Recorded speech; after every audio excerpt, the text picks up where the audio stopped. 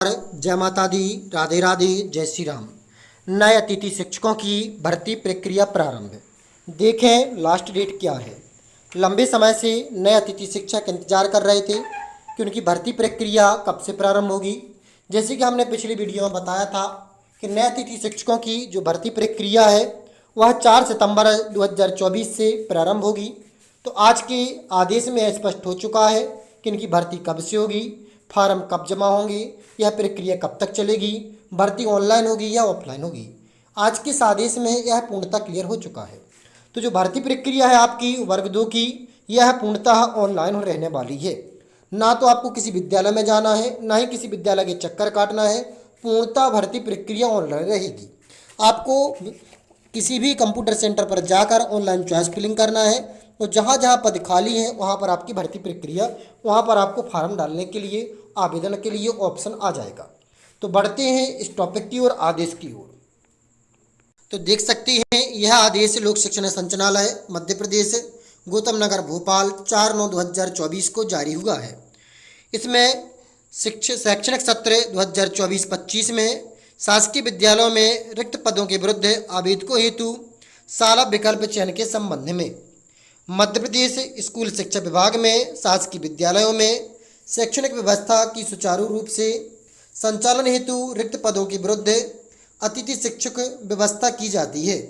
सत्र 2024-25 में शासकीय विद्यालयों में रिक्त पदों के विरुद्ध अतिथि शिक्षक व्यवस्था हेतु GFMS पोर्टल पर जिन आवेदकों के पास सत्यापित स्कोर कार्ड एवं EKYC की गई है वह स्वयं के लॉगिन ID का प्रयोग कर GFMS पोर्टल पर ऑनलाइन साला विकल्प चयन की कार्रवाई कर सकेंगे।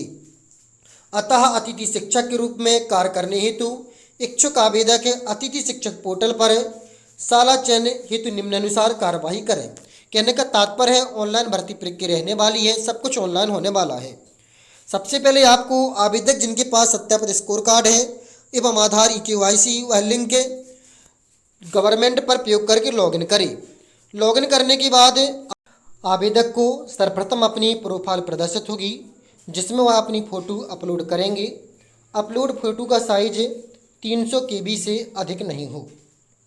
आवेदक गेस्ट फैकल्टी काउंसलिंग ऑप्शन का चयन कर व्यू माई वैकेंसी ऑप्शन के माध्यम से आवेदक के स्कोर कार्ड में उपलब्ध पैनल के आधार पर रिक्तियों की जानकारी प्राप्त कर सकेंगे। अर्थात कहने का तात्पर्य है जहां पर पद खाली है वह चेक कर सकते हैं।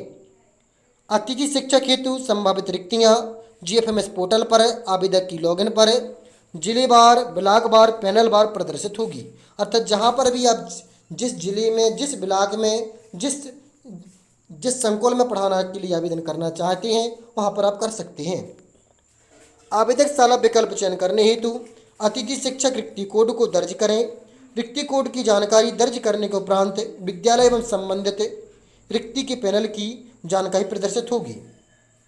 साला विकल्प चयन करने हेतु आवेदकों को विकल्प चयन हेतु कोई सीमा निर्धारित नहीं है, अर्थात आप जितने विद्यालय में चयन करना चाहें कर सकते हैं। आवेदक अधिक से अधिक संख्या में साला विकल्प का चयन करें। आवेदक द्वारा साला विकल्प चयन करने के उपरांत जानकारी में त्रुटि होने पर त्रुटिपूर्ण साला के विकल्प को डिलीट कर सकेंगे। किंतु आवेदक साला विकल्प चयन की जानकारी लॉक करने के उपरांत जानकारी में से किसी भी तरह का संशोधन नहीं होगा। कहने का तात्पर्य यदि आपने लॉक कर दिया तो फिर उसमें संशोधन नहीं कर सकते। लॉक करने से पहले आप संशोधन कर सकते हैं। साला विकल्प चयन की कार्यवाही सावधानी पूर्वक करें। जानकारी एक बार लॉक होने के उपरांत किसी भी प्रकार का संशोधन नहीं किया जा सकता। यदि किसी आवेदक का एक से अधिक पैनल स्कोर कार्ड में तो वह समस्त पैनल में साला विकल्प का चयन कर सकेंगे। पैनल सह साला की प्राथमिकता के आधार पर साला मंटन होगा। यदि किसी आवेदक का score card panel SS1, SS2, SS3 तीनों का है तो आवेदक जिस पैनल में जिस स्कूल को प्राथमिकता देना चाहता है उसी क्रम में साला विकल्प का चयन करें। उदाहरण के लिए किसी आवेदक का SS2 का 1 स्कूल पहली प्राथमिकता तथा SS1 का एक स्कूल दूसरी प्राथमिकता के रूप में चयन कर सकता है। पैनल के साथ रिक्तियों का क्रम आवेदक की निर्धारित करना होगा। विद्यालय आवंटन संबंधित के द्वारा की गई दी गई शालाओं को प्राथमिकता के क्रम में होगी। अर्थ जिस शाला का जीएफएमएस पोर्टल रिक्त कोड प्राथमिकता क्रम में दर्ज करें वह पैनल एवं रिक्ति मेरिट क्रम में आवंटित होगी। कहने का तात्पर्य जिस क्रम में आप स्कूल चयन करेंगे, जिस पैनल को प्राथमिकता पहले देंगे वही पहले आपको ज्वाइनिंग मिलेगी। आवेदक द्वारा शाला विकल्प चयन की जानकारी दर्ज करने उपरांत इसे सबमिट करना अनिवार्य है। ये आपके कुछ सामान्य निर्देश हैं। आवेदक का किसी एक पैनल में आवंटन होने पर दूसरे के विद्यालय में आवंटन नहीं होगा। एक बार यदि आपकी ज्वाइनिंग हो गई तो किसी विद्यालय में ज्वाइनिंग नहीं होगी।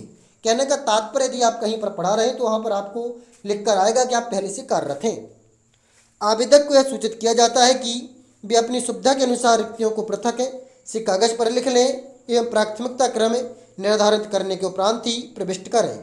जैसे विद्यालय की प्रविष्ट करें कि उसी के आधार पर उसी के अनुसार प्राथमिकता निर्धारित होती जाएगी।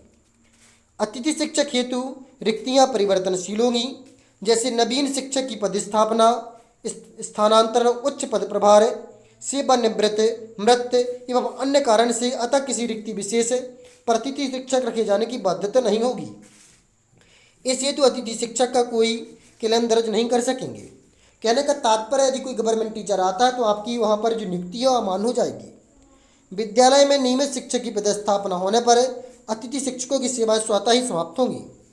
विद्यालय आवंटन प्रक्रिया के समय पोर्टल पर प्रदर्शित रिक्ति के विरुद्ध ही ज्वाइनिंग की रिक्वेस्ट शाला प्रभारी की पोर्टल के माध्यम से की जाएगी। यहाँ पर ये समय सारणी दी गई है। इसमें आपको आवेदक को शाला विकल्प चयन करना है आज से लेकर 9 तारीख तक।